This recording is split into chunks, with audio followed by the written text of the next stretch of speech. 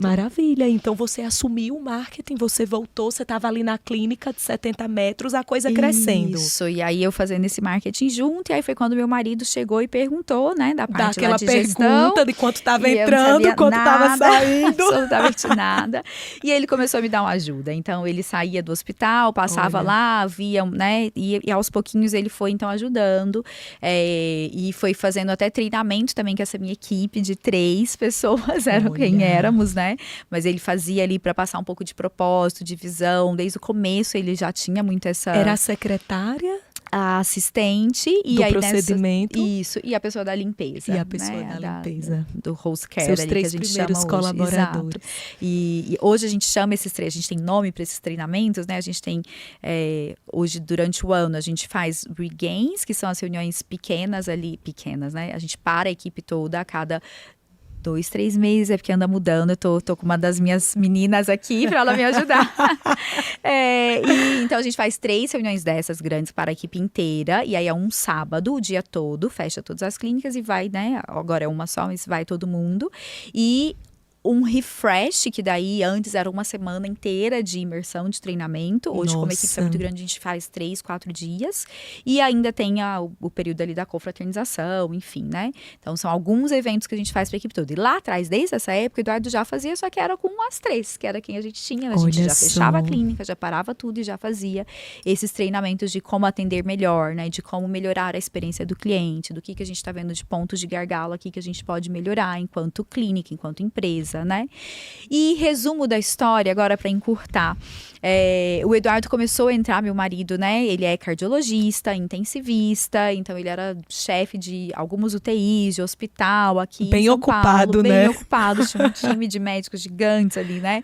Que respondia a ele. Mas ele também já tinha na veia, também não, ele tinha muito na veia essa coisa da gestão. Eu achava que eu não tinha lá atrás, né? Interessante isso. E ele já não, ele estudava muito, né? Ele chegou a parar para fazer um MBA mesmo em gestão, mas viu que era muito teórico, que não era aplicado ali para nosso mundo, né? E aí você tá vivendo isso que você dá, né? Traz os treinamentos, você vê. Sim. Que a gente tem que ser muito mais prático ali no dia a dia do médico, como fazer acontecer. Eu gosto muito do médico ensinando para médicos, nesse caso, porque daí Thaís, a gente tem uma realidade muito mais porque próxima. é muito diferente. Eu ando um pouco permeando em grupos de empreendedores, de diferentes setores. Que acho que é maravilhoso, a gente aprende muito, tem muitos eu abro insights. A mente, eu pego insights, mas caramba, o médico que acessa isso, organiza, adapta para a realidade do médico, para a nossa linguagem, e entrega isso para o médico, como você faz os seus treinamentos, melhor. Como eu faço aqui, funciona muito mais. Isso a gente percebe é que a gente não teve,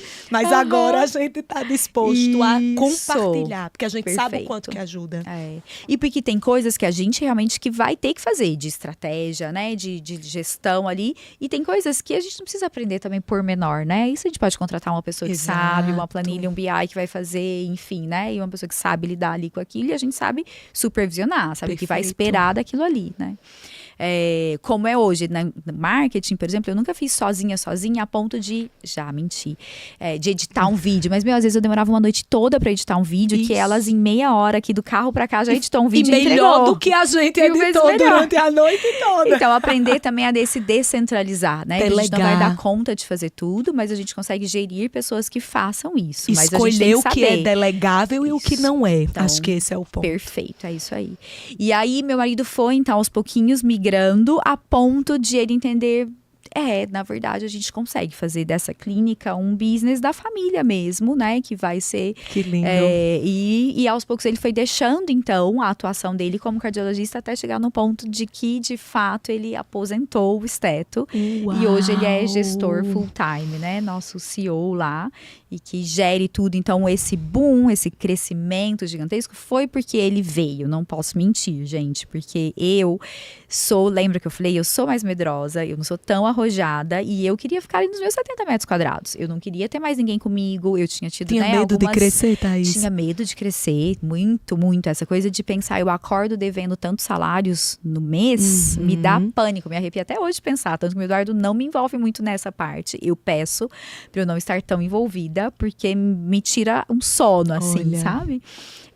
Mas voltando para aquele ponto que eu falei lá atrás, né? Dos sonhos, o que Deus tinha de projeto para nossa vida. Deus queria algo além e a gente se dispôs a obedecer. Então, ele foi capacitando, ele foi dando, foi guiando e a gente foi obedecendo. Então, o Eduardo entrou e falou, você precisa de mais uma médica com você. Você tá trabalhando de 8 da manhã às 2 da manhã, né? Você vai adoecer. 8 da manhã às 2 da manhã. Acontecia isso? Muito, com muita frequência. A gente sabia que esse horário da noite era o mais disputado até. Caramba! E a equipe, a gente foi crescendo nessa época que eu tava de 8 às 2, aí a gente já tava com uma equipe de umas 6, até porque tinha que. Eu aguentava ficar esse tempo todo, a equipe não, obviamente que não. A gente tinha, né, 2 turnos, enfim, mas de médica era só eu fazendo. O operacional inteiro na sua mão. Inteiro. E ele falava, mas tem demanda para ter mais, né? E Deus tocou meu coração e eu entendi, porque eu vim um pouco machucada, sabe? Das clínicas onde eu trabalhei como sócio ou como assistente, me trouxe ali algumas dores que eu falava, não quero aquelas realidades para outras pessoas, sabe? Meu Deus, então eu falava, não quero ter, mas Eduardo foi me abrindo os olhos, eu entendi que ia ser importante, mas eu falei desde o começo, mas eu não quero médica assistente. Eu quero então construir junto. A carreira dela. Uma carreira junto, a chegar num ponto de que elas possam brilhar mais que eu. E que eu vou continuar aqui, desse meu jeitinho, enfim, e a clínica pode crescer e elas vão crescendo, mas eu não quero ter médica abaixo de mim e aquele clima que eu vivi, sabe? Aquilo eu não queria. E isso elas sabem, até hoje a gente fala muito disso, né? Então elas, de jeito nenhum lá na clínica, ninguém chama de assistente, até porque não é assim mesmo que é a nossa cultura lá. Quantas dermatologistas você tem hoje na sua equipe? Então hoje a gente está com uma equipe de 10 médicos e a gente está com 6 dermatos ao todo, aí tem cirurgia plástica, tem GO, tem vascular.